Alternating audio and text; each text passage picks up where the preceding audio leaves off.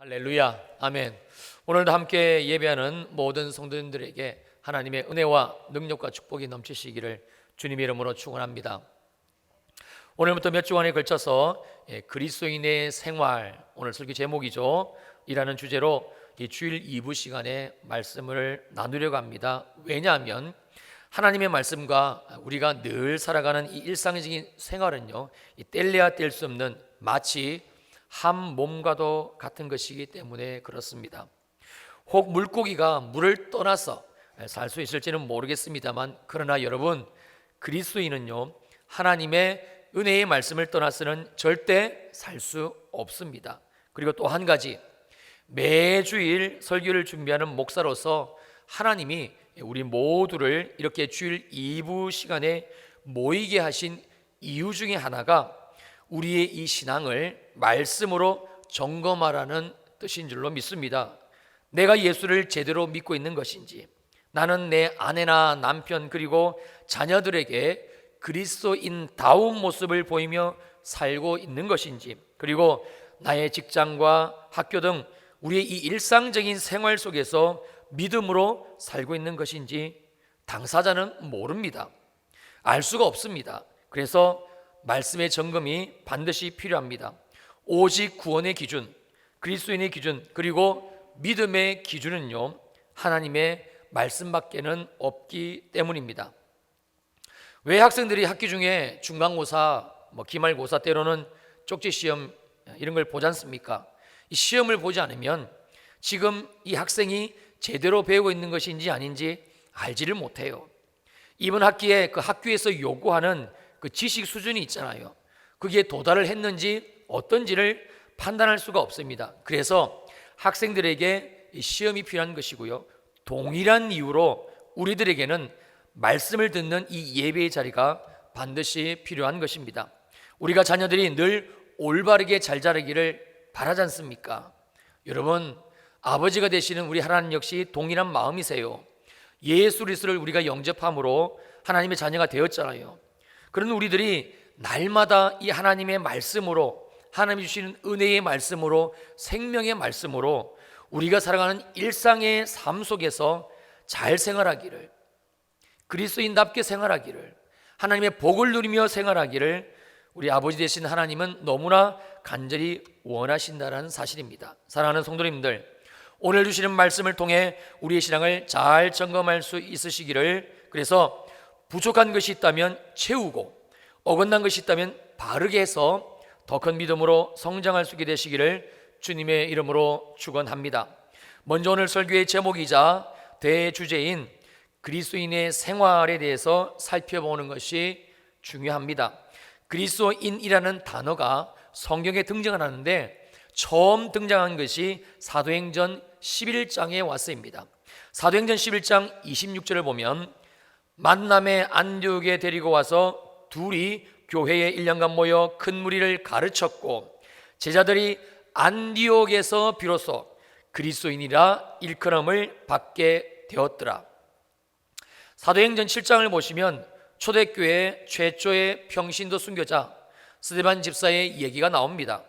이 일로 예루살렘 교회에는 큰 박해의 폭탄이 떨어지게 되고, 사도 외의 모든 다른 사람들은 유대와 사마리아 땅으로 뿔뿔이 흩어지게 됩니다. 복음의 장벽이 무너지게 된 것이지요. 그리고 이 예루살렘 교회로부터 도망쳐 나와 사방으로 흩어진 초대교회 성도들은요, 가는 곳마다 이 도망을 다니면서 복음을 전하게 돼요. 결국 이 복음이 안디옥에 사는 이방인들, 이 헬라인들에게까지 흘러 들어가게 됩니다. 날마다 이 복음을 듣고 하나님께로 돌아오는, 예수께로 돌아오는 이 이방인들, 헬라인들이 넘쳐나자 예루살렘 교회는 바나바를 이 안디옥 교회에 파송을 합니다.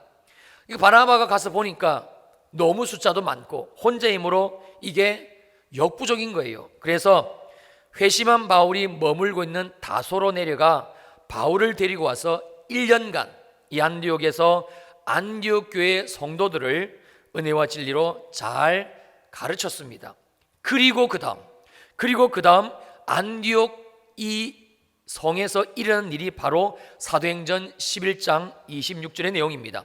제자들이 안디옥에서 비로소 그리스도인이라 일컬음을 받게 되었더라.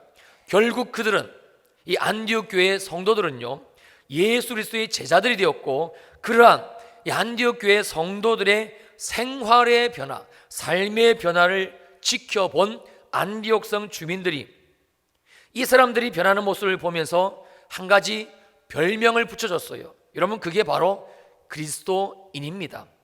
그러니까 그리스도인이라는 단어의 의미는 예수 그리스도와 생활의 모습이 똑같이 닮은 사람, 또는 예수 그리스도가 살았던 모습 그대로 살아가는 사람, 바로 이것입니다. 두 번째, 생활이라는 단어는 말 그대로 사람이 그대로 살아가는 일상의 모습입니다. 이 두 단어를 합치면 그리스도의 생활이 되는데, 그 의미는요, 예수 그리스도께서 이 땅에 오셔서 사셨던 공생의 생활의 모습, 그 모습과 똑같이 살아가는 모습, 바로 이것이지요. 우리가 사회에서 범죄한 사람들을 교도소라는 장소를 따로 만들어 가지고 격리를 시키고 그리고 교화를 하잖아요. 이유가 어디에 있습니까? 그들이 단순히 범죄를 지었기 때문에, 죄를 지었기 때문입니까? 물론 그것도 있습니다만, 더 중요한 이유는요, 범죄한 이분들은, 범죄한 이 사람들은 언제든지 그들의 일상적인 생활 속에서 다시 죄를 범하기 때문입니다.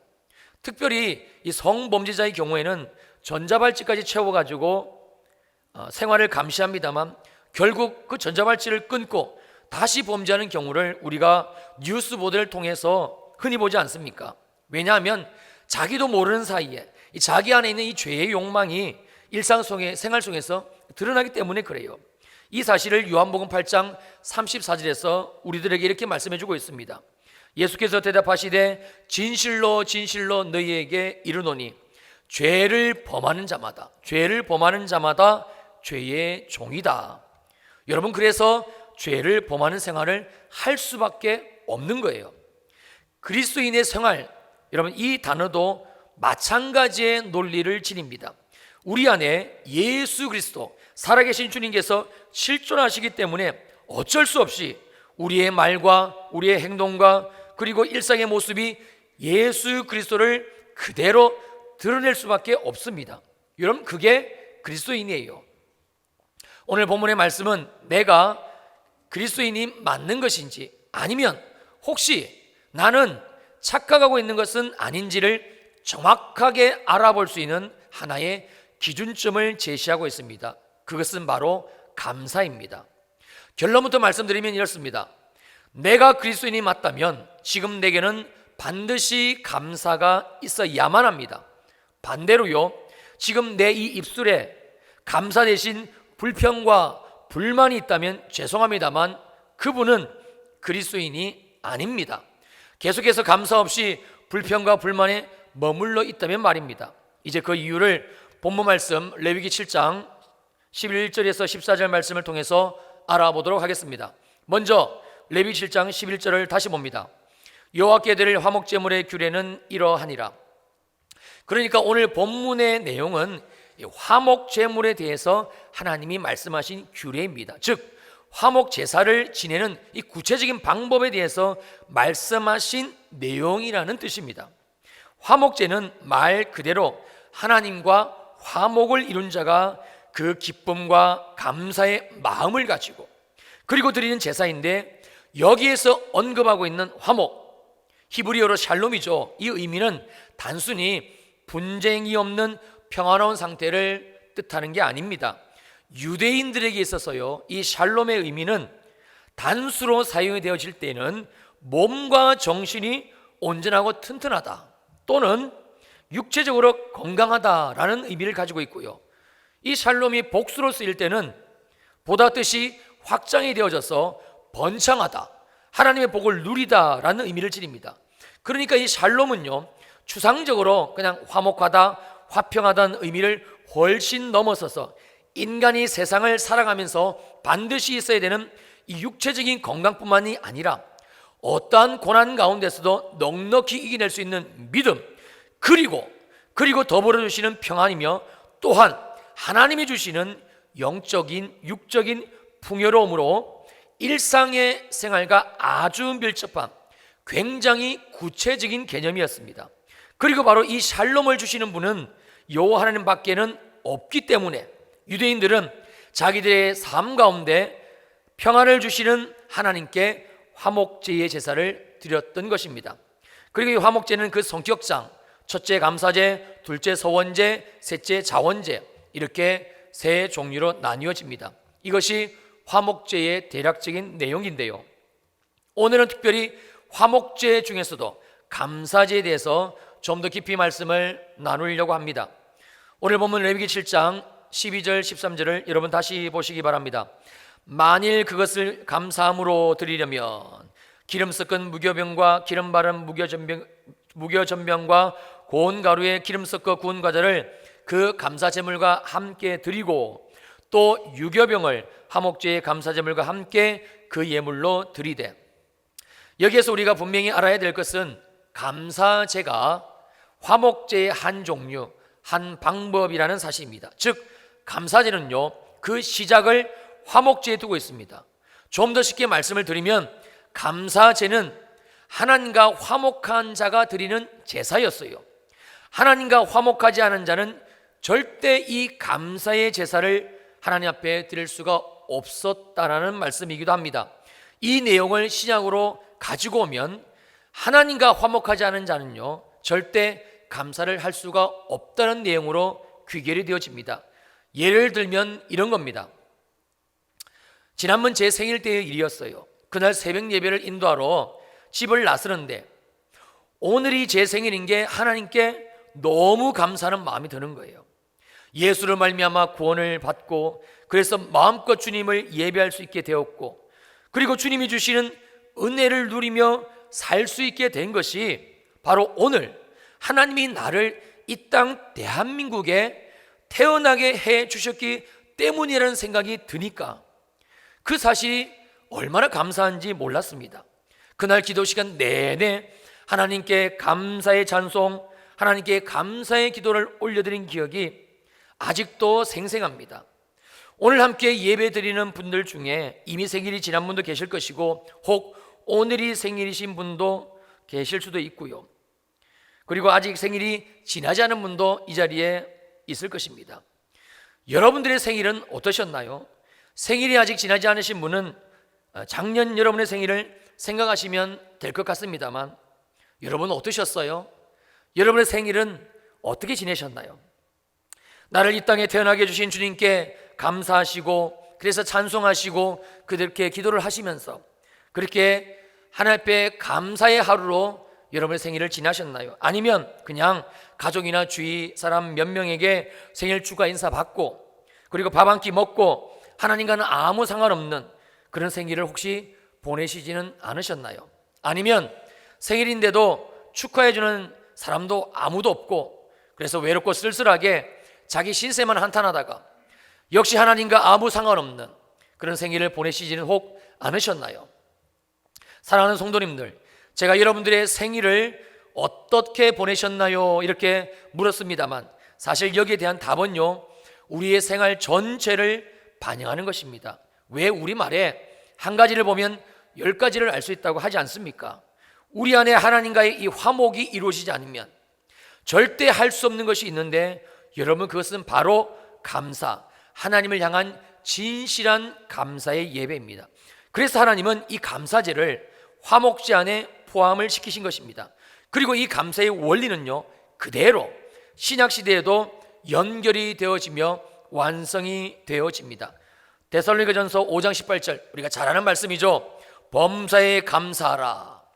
이것이 그리스도 예수 안에서 너희를 향하신 하나님의 뜻이니라. 신약에 넘어와서 하나님은 이 감사를 더 강력하고 그리고 구체적으로 완성을 시키십니다. 첫째는 감사하라입니다. 하나님은 감사를 그냥 보통의 어조로 말씀하지 않으시고 아주 강한 명령으로 주시고 있습니다. 왜냐하면 감사는 그만큼 우리를 향한 하나님의 간절함이자 그리고 하나님의 뜻이기 때문입니다. 이 말씀을 하나님이 우리에게서 감사의 고백을 받아야만 직성이 풀리신다는 뜻으로 받아들이면 안 됩니다. 하나님을 오해하지 마시길 바랍니다. 하나님은 그렇게 째째한 하나님이 아니십니다. 이렇게 강력한 명령형을 사용하실 수밖에 없는 것은요, 주님 안에 있는, 우리 하나님 안에 있는 간절함, 바로 이것 때문입니다. 하나님의 은혜로 말미암아 하나님을 믿는 자는요, 반드시 그 생활이 감사거리로 넘칠 수밖에 없습니다. 여러분, 이것이 하나님의 뜻이기 때문입니다. 하나님은 전능하신 하나님이십니다. 하나님은 능치 못함이 없으신 분이십니다. 우주 만물을 하나님 뜻대로 창조하시고 우주 역사를 오직 하나님의 뜻 가운데 이끌어 가시는, 그래서 우리는 그러한 하나님을 만왕의 왕이요 만주의 주라고 부르는 것이지요. 바로 그분이 하나님이십니다. 그러므로 하나님이 세우신 뜻은 반드시 이루어집니다. 여러분, 그것이 바로 감사입니다. 그런데 문제는 우리가 하나님을 믿으면서도 은혜를 못 받고, 그래서 범사에 감사의 생활을 하지 못한다는 데 있습니다. 그러한 우리를 애타는 심정으로 바라보시는 주님께서 오늘 이 시간 말씀으로 우주 만물을 창조하신 전능하신 주님께서 그 능력의 말씀으로 우리의 삶을 향해, 우리의 영혼을 향해 오늘 이 시간 강력한 명령으로 말씀을 하고 계시는 겁니다. 내가 명령하노니 평촌일회교회 주일 2부 예배를 드리는 모든 성도들은 범사에 감사할지어다, 범사에 감사할 수 있는 삶을 살게 될지어다. 여러분, 바로 이것이 하나님의 명령입니다. 그러므로 감사는 우리의 생활에 반드시 꼭 이루어질 수밖에 없는 강력한 하나님의 명령입니다. 여러분, 그것도 그 범위가 범사이고 전부이고 모든 것입니다. 하나님이 성경에서 우리들에게 주시는 명령이 있습니다. 그런데 하나님이 말씀 가운데 우리에게 주시는 이 명령과 세상에서의 명령, 이것은 분명한 차이가 있습니다. 여러분, 명령의 특징이 가지고 있는 여러 가지가 있습니다만, 그 중에 하나는 그 명령을 듣고 그리고 그 명령대로 행동해야 되는 대상이 있다는 사실입니다. 그런데 세상의 명령, 그러니까 일반적인 명령은 그 명령을 내리는 자가 사람이든지 아니면 어떤 기관이든지 하여튼 그 명령을 내리게 될 때에 명령을 수행하는 자는 명령을 내리는 자의 권위에 어쩔 수 없이 순종한다는 거예요. 또한 그 명령을 따라서 행동을 하게 되면 그 명령 때문에 돌아오는 이득이지요, 이익이지요. 여러분, 그것은 명령을 순종하는 자가 아니고 명령하는 자입니다. 그게 세상의 명령이고 일반적인 명령입니다. 그런데 하나님의 명령은 전혀 틀립니다. 명령은 하나님이 하세요. 하나님이 우리들에게 명령의 말씀을 주십니다. 그러나 그 명령을 수행하게 되었을 때, 그 명령의 말씀을 듣고 순종하게 되었을 때에 돌아오는 이익은요, 하나님께 아닙니다. 전적으로 그 명령을 수행하는 우리들의 몫입니다. 신명기 10장 13절입니다. 내가 오늘 내 행복을 위하여 내게 명하는 여호와의 명령과 규례를 지킬 것이 아니냐. 하나님의 명령의 말씀입니다. 내가 너희들의 행복을 위하여, 너희들이 행복한 삶을 살기 위하여 내가 너희들에게 명령하는 명령의 말씀이니까 이 명령의 말씀을 듣고 그리고 지키라는 겁니다. 그러니까 하나님이 우리들에게 명령으로 주신 모든 말씀은 목적이 한 가지밖에 없는데, 그것은 우리가 그 명령의 말씀을 듣고 순종하여 이 땅 위에서 행복한 삶을 살아가는 것입니다. 여러분, 이것이 하나님이 명령형으로 말씀하시는 오직 한 가지 이유입니다. 믿을 수 있으시기를 주님 이름으로 축원합니다. 다시 데살로니가전서 여러분 5장 18절을 봅니다. 범사에 감사라, 이것이 그리스도 예수 안에서 너희를 향하신 하나님의 뜻이니라. 그렇습니다. 범사에 감사라, 주님이 주신 이 명령은 전적으로 우리를 위한 명령입니다. 우리가 듣고 순종하여 오늘도 하나님이 주시기를 그렇게 간절히 원하시는 감사의 축복을 누리게 하시기 위한 하나님의 뜻입니다. 진정한 감사가 내 안에 임하면요, 그 기쁨은 이루 말할 수가 없습니다. 여러분, 내 안에 이 감사의 마음이 충만하면 저절로 나오는 한 가지의 행동이 있습니다. 그것은 무엇인가 하니 찬송이에요. 누가 시키지 않았어요. 그런데 이상하지요. 내 입술에서 찬송가락이 흘러나옵니다. 우리가 어떨 때 노래가 흥얼흥얼 되어집니까? 기분이 좋을 때 아닙니까? 우리 안에 기쁨이 있을 때 아닙니까? 우리 안에 기쁜 일이 있으면, 우리 마음이 기쁘면 우리가 저절로 우리도 모르게 우리 입에서 노래가 나오잖아요. 여러분, 동일한 의미입니다. 범사에 감사라는 그 의미는요, 그 명령은요, 단순히 감사해라는 의미가 아닙니다. 감사의 기쁨이 충만하라는 뜻입니다. 주님이 그렇게 하시겠다는 강력한 결연한 의지의 말씀입니다. 그래서 주님은 지금 강한 명령으로 우리들에게 말씀하시는 겁니다. 그런데 여기에서 우리가 반드시 짚고 넘어가야 될 부분이 있습니다. 목사가 이렇게 감사에 대해서 말씀을 전하면 꼭 이런 생각을 하는 분이 계십니다. 목사님, 저도 잘 알아요. 감사해야 되는 것도 알고요. 감사가 하나님이 내게 명령으로 말씀하시는 만큼 간절하다는 것도 잘 알겠습니다. 그런데 안 돼요. 아무리 애를 써봐도 내 생활 속에서, 일상생활 속에서, 특별히 우리의 삶이 힘들고 어려울 때 하나님께 왜 감사해야 되는지, 그 감사하는 마음이 들지를 않아요.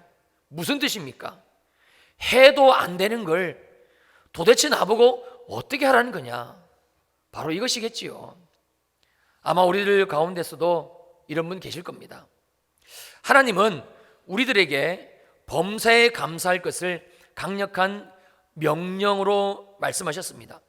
그러나 그것으로 끝난 게 아닙니다. 그냥 막무가내로 범사에 감사해, 무조건 감사하라니까 이렇게 윽박 지르시는 주님이 여러분 아니십니다. 하나님은 당신이 아무리 강력하게 명령의 말씀을 하셔도 우리가 절대 할 수 없다는 것을 너무 잘 아십니다. 우리 안에는, 우리 속에는요, 이 하나님의 축복이자 명령인 이 감사의 말씀을 이룰 수 있는 능력이 없다는 것도 주님은 아십니다.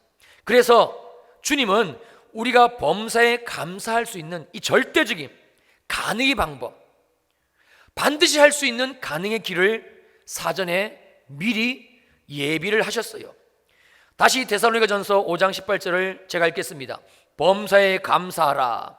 이것이 그리스도 예수 안에서 너희를 향하신 하나님의 뜻이니라. 신약에 넘어왔어요. 하나님이 감사를 더 강력하게 구체적으로 완성을 시키신 두 번째는 우리가 범사에 감사하라는 이 주님의 명령의 말씀을 순종해서, 그래서 감사의 축복을 누릴 수 있는 방법입니다. 여러분, 그것이 바로 그리스도 예수 안에서, 이것은 예수 그리스도께서 나의 모든 죄와 저주를 십자가에서 대속하시고 그리고 마침내 부활하사 새 생명을 주셨다라는 그 예수님을 온전히 믿는 믿음을 말씀하는 겁니다. 한마디로 말씀드리면 예수를 잘 믿으면 우리 안에 능력이 생깁니다. 어떤 능력이 생기는 거 아니? 그것은 범사에 감사할 수 있는 능력입니다. 예수는 잘 믿는데, 그런데 그 사람의 입에서 늘 불평과 불만이 나온다. 여러분, 그런 일은 절대 있을 수 없습니다. 만약 여러분 주위에 예수는 잘 믿는데, 기도도 잘하는데, 그만하면 믿음이 좋은 것 같은데, 그런데 입에서 나오는 말이 불평과 불만으로 가득하다. 그러면 그 사람은 절대 예수 잘 믿는 거 아닙니다. 절대 그럴 수가 없습니다. 예수를 믿는 믿음이 충만하다는 것은요, 다른 말로 표현하면 그 사람 안에 예수 그리스도로 충만하다는 뜻입니다. 그런데 어떻게 감사가 나오지 않을 수 있습니까? 반대로 어떻게 예수가 충만한데 불평과 불만이 그 입술에 있을 수가 있습니까? 속지 말아야 합니다. 그러므로 우리가 감사의 축복을 누릴 수 있는 유일한 방법, 가능한 방법, 오직 한 가지 길은요, 예수 그리스도를 온전히 믿는 믿음입니다. 늘 예수를 묵상하고 늘 예수를 의지하게 될 때에 저절로 열매 맺어지는 것이 있는데 바로 그것이 감사입니다. 그리고 그 동일한 내용이 오늘 본문에 말씀하고 있습니다. 다시 오늘 본문 레위기 7장 12절 13절을 보시겠습니다. 만일 그것을 감사함으로 드리려면 기름 섞은 무교병, 기름 바른 무교전병, 고운 가루에 기름 섞어 구운 과자, 이것을 그 감사제물과 함께 드려라. 또 유교병을 화목제의 감사제물과 함께 그 예물로 드려라.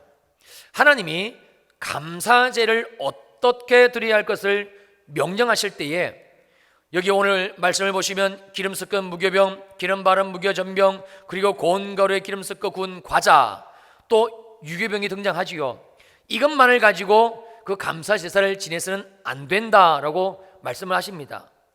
근데 사실 제가 지금 방금 언급한 이와 같은 것들은 모두 다 하나님께 감사의 마음을 나타내기에 충분한 예물들입니다. 이 감사의 예물들을 준비하려면 많은 노력이 들어가고 여러분 정성이 들어갑니다. 또 비용도 지불이 되어져야 되는 것이 사실입니다. 그래서요, 하나님이 주신 은혜에 대해서 충분히 감사의 마음을 표현할 수 있는 감사 제물에 합당한 예물들입니다. 그런데 우리 주님은 너희들 절대 이 예물들만으로 감사 제사를 지내서는 안 돼라고 말씀하고 계시는 겁니다. 그러시면서 반드시 감사제에 덧붙일 한 가지를 더 말씀하셨는데, 여러분 그것이 감사제물입니다. 이 감사제물 없이는 감사제가 성립이 될 수 없다는 것이지요. 그렇다면 여기에서 언급하고 있는 이 감사제물이 무엇인가? 바로 희생제물입니다. 감사제를 지내는 당사자를 위해서 생명을 내어놓는 짐승, 바로 산제물을 말씀하는 겁니다. 그러니까 감사제는 제물의 핏값 위에, 제물의 희생 위에, 제물이 치른 그 생명의 터 위에 성립이 되어지는 제사, 여러분 그것이 감사제입니다. 바로 여기에 하나님의 깊은 은혜의 섭리가 숨겨져 있습니다. 무엇입니까? 바로 예수 그리스도이십니다.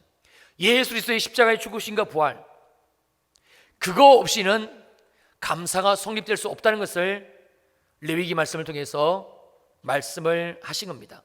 사랑하는 성도님들, 우리가 하나님께 감사의 은혜를 받아 그래서 감사의 제사를 드릴 수 있는 것은요, 전적으로 바로 이 희생제물의 결과입니다. 반대로요, 만약에 이 희생제물이 없으면, 이 피의 희생이 없으면 이 제사는 절대 감사제가 될 수 없습니다. 그리고 이 희생제물은 바로 제가 조금 전에도 언급을 했습니다만 예수 그리스도, 그의 십자가의 죽으심과 부활을 예표하는 것입니다. 그러니까 우리가 감사의 생활을 할 수 있는 것, 감사의 찬양이 흥을거려지는 것, 감사의 기도가 나올 수 있는 것은 전적으로 예수 그리스도의 은혜라는 사실입니다. 여러분, 그래서 그리스도의 생활은 곧 감사입니다. 우리 시간 한번 눈을 감아 보시기를 원합니다. 여러분의 삶은, 여러분의 생활은 어떠십니까? 제가 제 간증을 드렸습니다만 하나님이 우리를 이 땅 가운데 태어나게 해주신 그 생일이 정말 감사하셨는지요? 가정을 주신 것이 감사하고 자녀를 주신 것이 감사하고 오늘도 나에게 생명을 주시고 이 예배를 드릴 수 있는 것이 정말 감사하신지요? 여러분, 우리가 속아서는 안 됩니다. 나 스스로 속아서는 안 됩니다. 만약 내 안에 이 감사의 고백이 없다면요, 만약 지금 내게 감사의 하나님을 향한 기도와 찬송이 실종이 되어졌다면요, 그것은 내가 지금 은혜를 잃어버렸다는 것입니다. 지금 내가 예수 그리스도를 믿는 믿음 가운데 서 있지를 않다는 뚜렷한 한 가지의 증거입니다.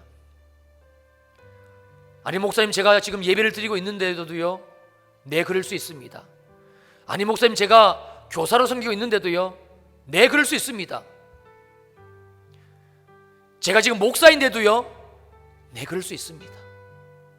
충분히 그럴 수 있습니다.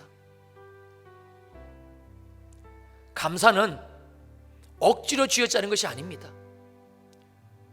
어떤 결과물 때문에 하나님께 올려드리는 것이 아닙니다. 이 감사는 하나님의 축복입니다. 감사의 기쁨입니다. 우리의 삶을 예수 그리스도의 생명으로 견인하고 이끌어가는 원동력입니다. 그래서 주님은 이 감사가 예수 그리스도 안에서 하나님이 우리를 향하신 당신의 뜻이라고 분명히 확정을 하신 겁니다. 우리가 이 시간 그 예수의 보혈을 의지하고 예수의 십자가를 의지하고 다시 주님 앞에 감사의 회복을 주님 내가 원합니다. 주님 내 삶의 현장이 생활이 감사의 현장이 되기를 주여 원합니다. 억지로 사는 인생이 되지 않기를 원합니다. 나의 직장과 과정과 내가 하고 있는 모든 일이 주님 감사가 되기를 원합니다. 주여 십자가의 은혜를 베풀어 주시옵소서. 십자가의 은혜를 부어 주시옵소서. 십자가의 은혜로 채워 주시옵소서.